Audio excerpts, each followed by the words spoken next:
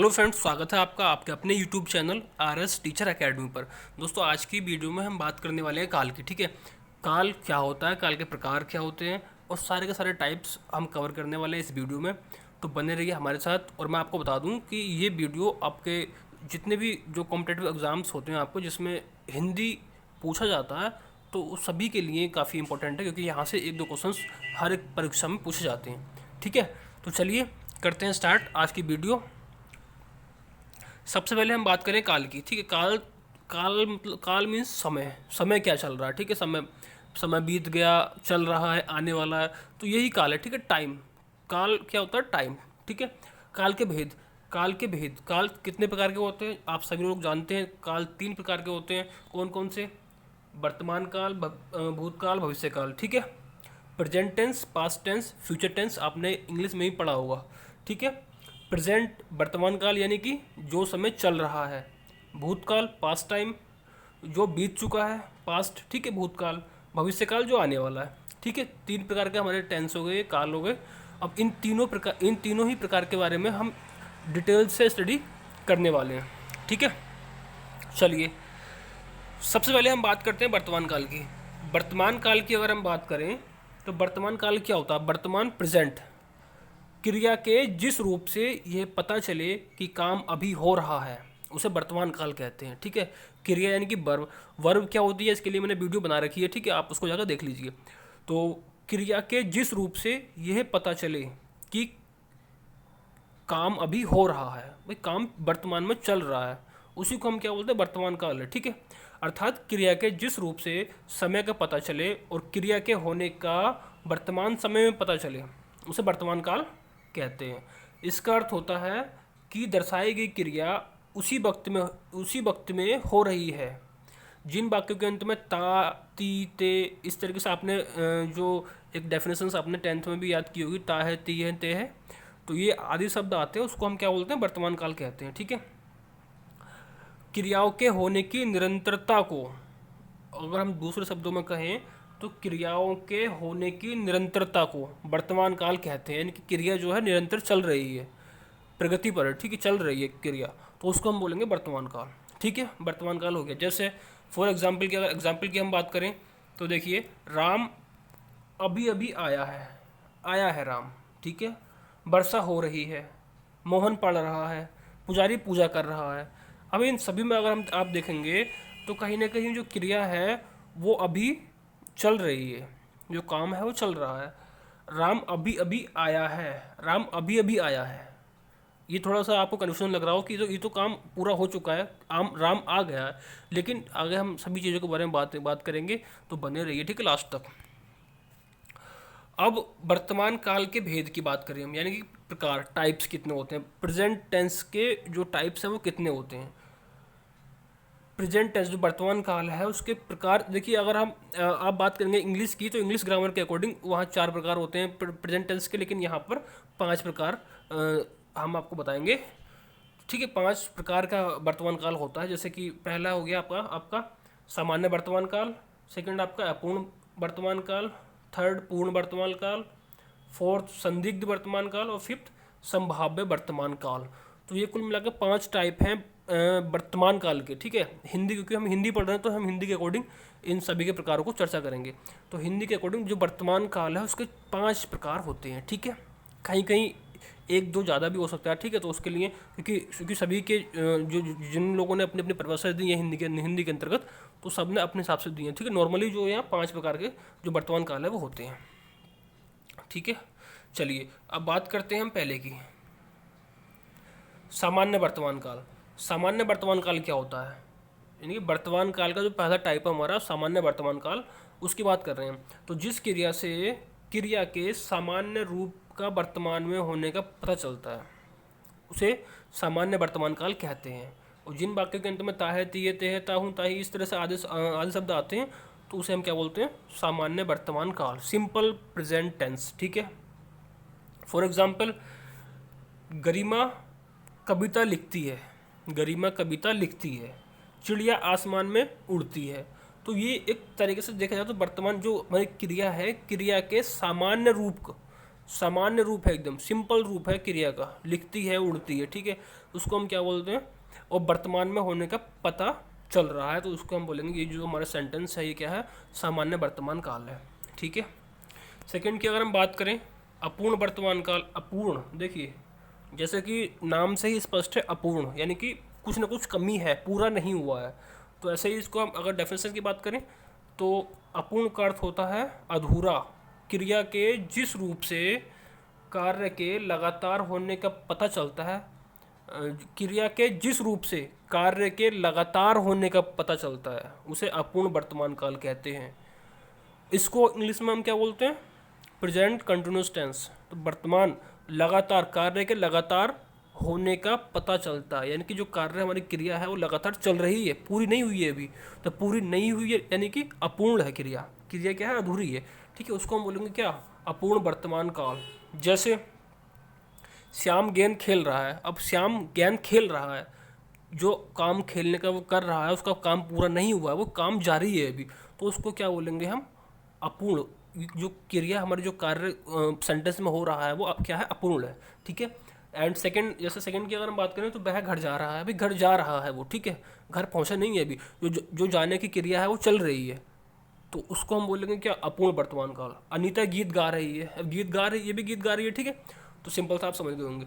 चलिए अब बात करते हैं पूर्ण वर्तमान काल की, जो हमारा थर्ड टाइप है प्रेजेंट वर्तमान काल का।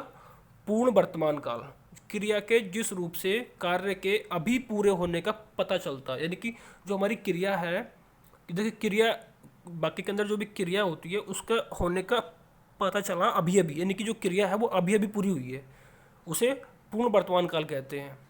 इसमें हमें कार्य का पूर्ण होने का पता चलता है, यानी कि जो हमारा कार्य है वो पूरा हो चुका है, ठीक है। जैसे मैंने फल खाए हैं, उसने गेंद खेली है, वह आया है, वह आया है मतलब आ गया है वो, लेकिन अभी अभी आया, जस्ट अभी, मतलब आज जो उसके आने की क्रिया है वो अभी अभी हुई है, ठीक है, आया है वो, कार्य पूरा हो गया, तो उसको क्या बोलेंगे हम, पूर्ण वर्तमान काल, ठीक है। मैंने फल खाए हैं, फल खा लिए, उसने गेंद खेली है, मतलब वो गेंद से खेल ली, जो क्रिया थी उसकी वो सारी कंप्लीट हो गई है। तो जो ऐसे सेंटेंस होंगे उसको हम क्या बोलेंगे, जो सेंटेंस हमारा ये क्या है, पूर्ण वर्तमान काल है, ठीक है। चलिए बात करते हैं फोर्थ की, संदिग्ध वर्तमान काल। संदिग्ध, संदिग्ध देखिए नाम से स्पष्ट हो रहा, संदिग्ध यानी कि कहाँ संशय, माइंड में कहीं ना कहीं संशय होगा। जैसे क्रिया के जिस रूप से वर्तमान काल में क्रिया के होने या करने पर शक हो, क्रिया जो हमारी क्रिया है जो उस पर होने होने या करने पर शक हो, उसे संदिग्ध वर्तमान काल कहते हैं, संदिग्ध, संदिग्ध, ठीक है। अर्थात जिन वाक्यों के अंत में ता होगा, ती होंगे, ते होंगे आदि आते हैं उसे संदिग्ध वर्तमान काल कहते हैं। जैसे माँ खाना बना रही होगी, अब भाई किसी ने कहा माँ खाना बना रही होगी, अब जरूरी नहीं है कि माँ खाना बना ही रही हो, वो उसने एक अपना कुछ कहा है, बना रही होगी, संभावना है, हो सकता है ना, हो सकता है कि खाना ना भी बना रही हो, ठीक है। तो ये कहाँ एक सेंटेंस के अंदर एक क्या है, संशय है, एक शक है, शक या संशय है बना हुआ कि हाँ पता नहीं, क्लियर पता नहीं है कि हाँ खाना बना रही है माँ या माता जी या नहीं बना रही है, कह दिया है, ठीक है, कि माँ खाना बना रही होंगी, अब पता नहीं है बन गया, हो सकता है बन गया हो खाना या अभी बनाया ही नहीं हो, ठीक है, तो यहाँ पर कहीं ना कहीं एक संशय छिपा हुआ है, तो ऐसे सेंटेंस को हम बोलेंगे संदिग्ध वर्तमान काल, ठीक है ना। चलिए आगे बात करते हैं हम संभाव्य वर्तमान काल की। संभाव्य मतलब संभावना, संभाव्य वर्तमान काल। संभाव्य वर्तमान काल क्या होता है, संभाव्य का अर्थ होता है संभावित या जिसके होने की संभावना हो, इससे वर्तमान काल में काम के पूरे होने की संभावना होती है। वर्तमान काल के पूरे होने की संभावना, संभावना होती है, उसे हम क्या बोलते हैं, संभाव्य वर्तमान काल। देखिए एग्जाम्पल के थ्रू हम इसको अच्छे से समझेंगे, ठीक है। तो चलिए हम एग्जाम्पल की बात कर लेते हैं। संभाव्य वर्तमान काल के एग्जाम्पल की हम बात करें तो जैसे देखिए यहाँ पर थोड़ी टाइपिंग मिस्टेक हो गई है, उसके लिए सॉरी, लेकिन हाँ जैसे आप देखते हैं, जैसे जैसे सेंटेंस आपने सुना हुआ कि वह आया हो, वह गया हो, तो मतलब क्या, वह आया हो हो सकता है वह आया हो सकता है नहीं आया हो, तो वहाँ संभावना हो रही है, ठीक है। सेंटेंस में कई बार हमने बोलते हुए कहते हैं कि शायद वह गया हो, तो वह गया हो, पता नहीं, संभावना है एक, ठीक है। तो वहाँ पर क्या, ऐसे सेंटेंस को हम क्या बोलते हैं, संभाव्य वर्तमान काल, ठीक है। तो ये आपका हो गया कंप्लीट। तो ये इस तरीके से आपको जो प्रेजेंट, जो वर्तमान काल था वो कंप्लीट हो गया, ठीक है। अब बात करते हैं भूतकाल की। भूतकाल में देखिए क्या, भूतकाल दो शब्दों के मेल से बना है, भूत प्लस काल। भूत का अर्थ होता है बीत गया, और काल को कहा जाता है समय, अर्थात जो समय बीत गया हो उसको हम क्या बोलते हैं, भूतकाल, ठीक है, पास्ट टेंस। दूसरे शब्दों में, जिस क्रिया से कार्य के समाप्त होने का पता चले, जिस क्रिया से कार्य के समाप्त होने का पता चले उसे भूतकाल कहते हैं। इसकी पहचान वाक्य के अंत में था, थे, थी आदि से होती है, ठीक है। जैसे रमेश पटना गया था, पहले मैं लखनऊ में पढ़ता था, राम ने रावण का वध किया था। तो इस तरह के जो सेंटेंस आ रहे हैं, मतलब पास्ट, भूतकाल, ठीक है, भूतकाल होंगे सारे ये।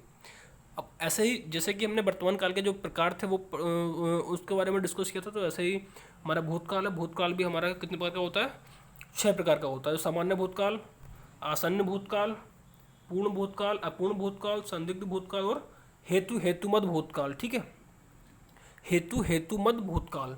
तो इस तरीके से 6 प्रकार के हमारा जो भूतकाल है वो होता है। अब इन 6 के 6 हम 1 बाई 1 इनके बारे में डिस्कस करेंगे। चलिए शुरू करते हैं हम अपना। तो पहला है हमारा सामान्य भूतकाल। सामान्य भूतकाल, जब क्रिया के होने की समाप्ति सामान्य रूप से बीते हुए समय में होती है, यानी कि जो हमारी क्रिया है वो, उसकी जो समाप्ति है वो सामान्य रूप से बीते हुए समय में होती है, यानी कि जो बीता हुआ पिछले पास्ट टाइम में जो क्रिया है हमारी वो वहाँ खत्म हो जाती है। किंतु इससे यह बोध नहीं होता कि क्रिया समाप्त हुई थोड़ी देर हुई है या अधिक, ठीक है। यानी कि जो हमारी क्रिया है वो बीते समय में हुई है, ठीक है, लेकिन अब बीते समय में अभी हुई है, कितनी देर पहले हुई है, इसका कुछ कंफर्म पता नहीं होता है। तो वहाँ सामान्य भूतकाल होता है, ठीक है, सामान्य भूतकाल होता है। इस दौरान हम यह निश्चित नहीं कर सकते कि भूतकाल में यह कार्य किस समय किया गया था, ठीक है। और जिन वाक्यों के अंत में आ, ई, ए, था, थी, थे आदि आते हैं वे सामान्य भूतकाल होते हैं, ठीक है। जैसे नेताजी ने भाषण दिया। अब नेताजी ने भाषण दिया, कब दिया कुछ पता नहीं, ठीक है, हो सकता है 1 महीने पहले दिया, हो सकता है 1 साल पहले दिया हो। टाइम का क्या, टाइम निश्चित नहीं है, ठीक है ना। तो ये हमारा हो गया सामान्य भूतकाल। अकबर ने पुस्तक पढ़ी, अकबर ने पुस्तक पढ़ी, ठीक है, पढ़ी कब पढ़ी कुछ पता नहीं। कुसुम घर गई, घर गई, ठीक है, अब कब गई थी पता नहीं कुछ, ठीक है। तो ये एक सिंपल भूतकाल हमारा है, ठीक है ना। चलिए बात करते हैं सेकंड, आपका जो सेकंड आपका है आसन्न भूतकाल। आसन्न भूतकाल की अगर हम बात करें तो आसन्न भूतकाल में देखिए क्या होता है। आसन्न का अर्थ होता है निकट, जिस क्रिया के अभी अभी या निकट निकट के भूतकाल में पूरा होने का पता चले उसे आसन्न भूतकाल कहते हैं। यानी कि जो हमारी क्रिया है वो अभी अभी खत्म हुई है, ठीक है ना, अभी निकट के भूतकाल में खत्म हुई है, अर्थात क्रिया के जिस रूप से हमें ये पता चले कि क्रिया अभी कुछ समय पहले ही पूर्ण हुई है उसे आसन्न भूतकाल कहते हैं, ठीक है। जैसे मैंने आम खाया है, मैंने आम खाया है, मैं अभी सोकर उठी हूँ, कमल गया है, कमल गया है। इस तरीके जो सेंटेंस है, देखिए अब यहाँ पर आप थोड़ा कंफ्यूज हो रहे होंगे कि हाँ यहाँ पर तो है आ रहा, इस तरीके से हाँ है, इस तरीके से ये आ रहा, तो ये तो प्रेजेंट में आते हैं, लेकिन हाँ ये आपको थोड़ा ये ध्यान देना होगा कि हाँ यहाँ पर हम सेंटेंस में हाँ है इस पर नहीं जाएंगे, हम देखेंगे कि सेंटेंस का मीनिंग, अर्थ क्या कर रहा है। सेंटेंस की जो क्रिया है, जो क्रिया है वो कब पूरी हो रही है, क्रिया देखिए अब हम पढ़ रहे हैं मैंने आम खाया है, मैंने आम खाया है, यानी कि मैंने आम खा लिया, मैंने आम खा लिया, ठीक है ना। तो सेंटेंस का अर्थ देखेंगे, अर्थ क्या कर रहा है। तो मैंने आम खा लिया, कब खाया, हो सकता अभी अभी खाया है, कुछ ही देर पहले खाया है। तो इस तरीके से इसको हम बोलेंगे आसन्न भूतकाल। मैं अभी सोकर उठी हूँ, मैं सोकर उठ गई, मैं सोकर उठ गई, या सोकर उठी उठी हूँ, मतलब काम पूरा हो गया उठने का उसका। तो यहाँ पर क्या काम भी कब पूरा हुआ, अभी अभी, तो उसको हम बोलेंगे आसन्न भूतकाल। ऐसे ही कमल गया है, गया अभी गया कहीं ना कहीं, ठीक है। तो इस तरीके से सेकंड आपका, थर्ड आपका है पूर्ण भूतकाल। पूर्ण भूतकाल काल की अगर हम बात करें तो देखिए क्रिया के जिस रूप से यह पता चलता है कि कार्य निश्चित किए गए समय से पहले ही पूरा हो चुका था उसे पूर्ण भूतकाल कहते हैं। कार्य निश्चित किए गए समय से पहले ही पूरा हो चुका था, उसको हम क्या बोलते हैं? पूर्ण भूतकाल। दूसरे शब्दों में कार्य के पूर्ण होने के स्पष्ट बोध को, कार्य के पूर्ण होने के स्पष्ट बोध को हम क्या बोलते हैं? पूर्ण भूतकाल। और जिन वाक्यों के अंत में था, थी, थे, चुका था, चुकी थी, चुके थे, आपने पढ़ा होगा पास्ट परफेक्ट टेंस, ठीक है, तो यही होते हैं भूतकाल, पूर्ण भूतकाल। उसको हम क्या बोलते हैं? पूर्ण भूतकाल। जैसे वरुण ने कहानी लिखी थी, भाई कहानी लिखी थी, पूर्ण स्पष्ट हो रहा है कि हाँ एकदम लिख दी, कार्य निश्चित किए गए समय से पहले ही पूरा हो चुका था। और सेकंड आपका, राम ने खाना बनाया था, राम ने खाना बनाया था। हम घूमने गए थे, घूमने गए थे, ठीक है, कब गए थे? कहीं ना कहीं पेश, मतलब जो हमारा जो जाने की क्रिया है वो पूरी हो कंप्लीट हो चुकी है। तो यहाँ पर इस तरह के जो सेंटेंस हमारे होंगे उसको हम बोलेंगे पूर्ण भूतकाल, ठीक है ना। चलिए अब बात करते हैं अपूर्ण भूतकाल की। तो अपूर्ण भूतकाल की अगर हम बात करें तो क्रिया के जिस रूप से यह पता चलता है कि कार्य भूतकाल में पूरा नहीं हुआ था, कार्य भूतकाल में पूरा ही नहीं हुआ था, अपितु नियमित रूप से जारी रहा, उसे अपूर्ण भूतकाल कहते हैं। देखिए अपूर्ण यानी कि पूरा नहीं, भूतकाल, भूतकाल का मतलब क्या होता है? बीता हुआ समय। लेकिन यहाँ पर क्या क्या क्या बोल रहा है? अपूर्ण यानी कि अधूरा, यानी कि जो हमारा कार्य है वो पूरा नहीं हुआ है। तो सेंटेंस को पढ़कर हमें लगेगा कि हाँ जो हमारा सेंटेंस है वो पूरा, अभी जो क्रिया है वो पूरी नहीं हुई है। जैसे मोहन मैदान में घूम रहा था, मोहन मैदान में घूम रहा था। अब मैदान में घूम रहा था, किसी ने उसको देखा, ठीक है, मोहन मान लो मैदान में घूम रहा था, अब किसी ने उसको देखा, अब किसी ने पूछा होगा कि भाई मोहन क्या कर रहा है, उसने कहा मोहन मैदान में घूम रहा था।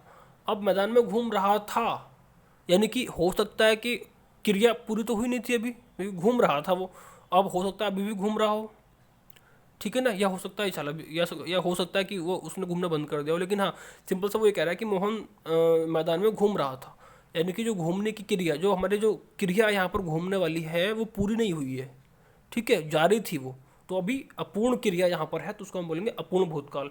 ऐसे ही वह हॉकी खेल रहा था, हॉकी खेल रहा था, खेलने की क्रिया पूरी हुई थी क्या? नहीं हुई थी, तो ये भी अपूर्ण भूतकाल है।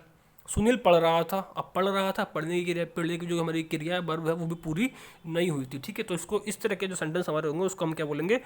अपूर्ण भूतकाल। फिफ्थ की अगर हम बात करें, संदिग्ध भूतकाल। देखिए संदिग्ध भूतकाल, संदिग्ध भूतकाल यानी कि भूतकाल की जिस क्रिया से कार्य होने में अनिश्चितता या संदेह प्रकट हो उसे संदिग्ध भूतकाल कहते हैं। इसमें यह संदेह बना रहता है कि भूतकाल में कार्य पूरा हुआ या नहीं। क्रिया के जिस रूप से अतीत में हुए या करे हुए कार्य पर संदेह प्रकट किया जाए उसे क्या बोलते हैं? संदिग्ध भूतकाल कहते हैं। जिन वाक्यों के अंत में गा, गी, गे आदि आते हैं संदिग्ध भूतकाल कहलाते हैं, ठीक है। ये आप गा, गी, गे समझ के आप ये इसको फ्यूचर मत समझ लेना, ठीक है। जैसे वह गाया होगा, वह गाया होगा यानी कि वह गाया होगा, गाना मान लो कोई गाने के लिए गया होगा, वो फिर उसने कहा कि भाई वह गाना गाया होगा, यानी कि जो संभावना है, हो सकता है उसने गाना ना भी गाया हो, तो ये संभावना यहाँ पर है, वह गाया होगा। बस छूट गई होगी, बस छूट गई होगी। अब मान लीजिए बच्चे स्कूल से गए, घर से गए स्कूल के लिए, अब वो सोच रहे हैं घर में बैठे हुए उसके माता पिता कि बस छूट गई होगी, हो सकता है बच्चों को बस मिली या नहीं मिली, तो ये क्या है? संभावना, एक संदिग्ध संदेह हो रहा है कि यार बस मिली है नहीं मिली है। ऐसे ही दुकानें बंद हो चुकी होंगी, दुकानें बंद हो चुकी होंगी, संभावना यहाँ भी हमारा संदेह है कि पता नहीं दुकान खुल रही है या नहीं खुल रही। तो इस तरह के जो सेंटेंस हमारे होंगे उसको हम क्या बोलेंगे? संदिग्ध भूतकाल, ठीक है ना। चलिए बात करते हैं हेतु हेतुमत भूतकाल। हेतु हेतुमत भूतकाल, हेतु का अर्थ होता है कारण, जहाँ भूतकाल में किसी कार्य के ना हो सकने का वर्णन, किसी कार्य के ना हो सकने का वर्णन कारण के साथ दो वाक्यों में दिया गया हो, कारण के साथ दो वाक्यों में दिया गया हो, वहाँ हेतु हेतुमत भूतकाल होता है। इससे यह पता चलता है कि क्रिया भूतकाल में होने वाली थी परंतु किसी कारण ना हो सका, मतलब जो हमारी क्रिया थी वो भूतकाल में पूरी होनी थी लेकिन कोई रीज़न था जिसकी वजह से पूरी नहीं हुई। तो वहाँ पर ऐसे जो सेंटेंस हमारा होगा उसको हम बोलेंगे ये जो सेंटेंस है ये हेतु हेतुमत भूतकाल है, ठीक है। चलिए जैसे बात करते हैं क्रिया के जिस रूप से यह पता चले कि कार्य हो सकता था लेकिन दूसरे कार्य की वजह से नहीं हुआ है, उसको हम हेतु हेतुमत भूतकाल कहते हैं। जैसे यदि वर्षा होती तो फसल अच्छी होती, यदि वर्षा होती तो फसल अच्छी होती, यानी कि वर्षा हुई ही नहीं, और वर्षा नहीं हुई तो फसल भी अच्छी नहीं हुई। यानी कि जो यहाँ पर देखिए भूतकाल में क्रिया होने वाली थी, वर्षा भूतकाल में होती, लेकिन वर्षा जब नहीं हुई तो वर्षा की वजह से फसल भी नहीं हुई। ठीक है, तो यहाँ पर कारण दे रखा कि जो भूतकाल में क्रिया होने वाली थी वो किसी कारण से ना हो सकी, तो उसी को हम बोलते हैं हेतु में हेतुमत भूतकाल। यदि मैं आता तो वह चला जाता, यदि मैं आता, यदि मैं आता तो वह चला जाता, यानी कि चला जाता वो पहले चला जाता, लेकिन मैं आया ही नहीं, और मैं आया ही नहीं तो वो गया ही नहीं। तो यह कारण दे दिया। ठीक, मतलब अगर वह नहीं आया, वह आता ही नहीं, वह आया ही नहीं, तो वो फिर गया ही नहीं। तो इस तरीके से जो हमारा सेंटेंस है, मतलब क्या है कि इसमें जो है भूतकाल में किसी कार्य के ना हो सकने का वर्णन कारण के साथ दो वाक्यों में दिया गया हो। देखिए कोई जो हमारा वह चला जाता, वो गया नहीं, क्यों नहीं गया? क्योंकि पहला वाला वो आया ही नहीं। ठीक है ना, तो कार्य के ना हो सकने का वर्णन उसके कारण के साथ दिया हो, तो इसको हम बोलेंगे हेतु हेतुमत भूतकाल। यदि श्याम ने पत्र लिखा होता तो वह अवश्य आता, श्याम ने पत्र लिखा होता तो वह अवश्य आता, यानी कि हम जो बात कर रहे हैं सारी सारी क्या भूतकाल की बात कर रहे हैं, तो भूतकाल में उसने पत्र लिखा होता, यानी कि पत्र लिखता अगर, तो कब लिखता? भूतकाल में तो लिखता, तो वह आता। अब उसने पत्र लिखा ही नहीं तो आएगा कहाँ से? तो इस तरीके से जो सेंटेंस हमारा हो गया इसको हम बोलेंगे हेतु हेतुमत भूतकाल। ठीक है ना, अब बात करते हैं भविष्यकाल की। तो हमारा वर्तमान काल भूतकाल दोनों हो चुके हैं। ठीक है, वर्तमान काल की बात हम करते हैं अब। वो सॉरी, हमारा जो वर्तमान काल भूतकाल दोनों हो चुके हैं, थर्ड हमारा जो बचा भविष्यकाल, यानी कि फ्यूचर टेंस, उसकी हम बात करते हैं। ठीक है, देखिए भविष्यकाल, भविष्य में होने वाली क्रिया को भविष्यकाल की क्रिया कहते हैं। क्रिया के जिस रूप से क्रिया के आने वाले समय में पूरा होने का पता चले उसे भविष्यकाल कहते हैं। देखिए क्रिया के जिस रूप से आने वाले समय में पूरा होने का पता चले, यानी कि जो हमारा काम जो भी होगा वो आने वाले समय में होगा, ना ही तो वो पीछे हुआ, ना ही वो चल रहा है, आने वाले समय में होगा, तो उसको हम बोलेंगे भविष्यकाल। ठीक है, भविष्य, फ्यूचर, आने वाला समय। तो गा गी गे इस तरह से शब्द भी आएंगे इसमें। दूसरे शब्दों में क्रिया के जिस रूप से काम का आने वाले समय में करना या प्रकट या होना प्रकट हो उसे भविष्यकाल कहते हैं। जैसे मैं कल विद्यालय जाऊंगा, मैं कल विद्यालय जाऊंगा, यानी कि अभी गया नहीं है, कल को जाएगा। ठीक है, तो ये आने वाले समय में होगा। खाना कुछ देर में बन जाएगा, खाना बना नहीं है, बन जाएगा अभी कुछ देर में। ठीक है ना, राजू देर तक पढ़ेगा, राजू देर तक पढ़ेगा, यानी कि आने वाले समय तक पढ़ेगा। तो इसमें जो सेंटेंस हमारे हैं इसमें कहीं ना कहीं जो हमारा कार्य है वो आने वाले समय में पूरा होगा। ठीक है ना, तो इसको हम बोलेंगे भविष्यकाल। अब भविष्यकाल के भेद होते हैं कौन कौन से? सामान्य भविष्यकाल, संभाव्य भविष्यकाल और हेतु हेतुमत भविष्यकाल। ठीक है, हेतु हेतुमत भविष्यकाल। तो भविष्यकाल के तीन भेद हैं यहाँ पर, सामान्य, संभाव्य और हेतु हेतुमत। तो बात करें पहले की संभाव्य भविष्यकाल। संभाव्य का मतलब सामान्य भविष्यकाल। तो सामान्य भविष्यकाल में क्रिया के जिस रूप से क्रिया के सामान्य रूप का भविष्य में होने का पता चले, क्रिया का सामान्य रूप, उसको क्या बोलेंगे? भविष्यकाल। जिसके अंत में गा गी गे इस तरह के शब्द आएंगे।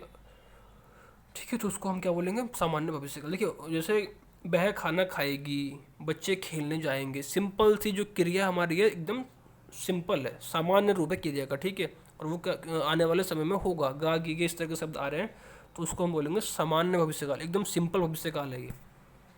चलिए संभाव्य की बात अगर हम करें, संभाव्य की अगर हम बात करें तो संभाव्य में क्या होगा?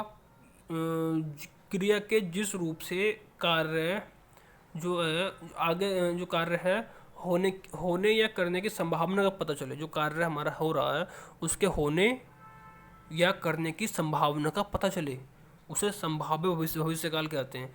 इसमें क्रियाओं का निश्चित पता नहीं चलता, इसमें भविष्य के किसी कार्य के होने की संभावना बनी रहती है, संभावना होती है। ठीक है, जैसे शायद चोर पकड़ा जाए, शायद चोर पकड़ा जाए। अब सेंटेंस का अर्थ देखो, चोर को पकड़ाया क्या? नहीं पकड़ाना, भी पकड़ा जाएगा, मतलब आने वाला समय भविष्यकाल में पकड़ा जाएगा। लेकिन क्या संभावना? शायद, शायद जो शब्द है वो क्या है? एक संभावना हो गई। शायद, संभावना है, हो सकता है नहीं पकड़ा जाए। तो इस तरीके से ऐसे जो सब्जेक्ट, ऐसे जो हमारे सेंटेंस होंगे उसको हम बोलेंगे भविष्यकाल। कौन सा? संभाव्य भविष्यकाल। परीक्षा में शायद मुझे अच्छे अंक प्राप्त हो। अच्छे अंक प्राप्त हुए नहीं है अभी, होंगे, लेकिन अच्छे, शायद। ठीक है, यहाँ भी क्या है? संभावना है। हो सकता है कि मैं कल वहाँ जाऊँ, हो सकता है कि कल मैं वहाँ जाऊँ। अब जाने की क्रिया अभी हुई तो नहीं है। हो सकता है कि मैं जाऊँ, मतलब आने वाले समय में जाऊँगा, और जाने में भी क्या संभावना है, हो सकता है जाऊँ या ना जाऊँ। तो ये भी क्या हो गया हमारा? संभाव्य भविष्यकाल। ठीक है ना।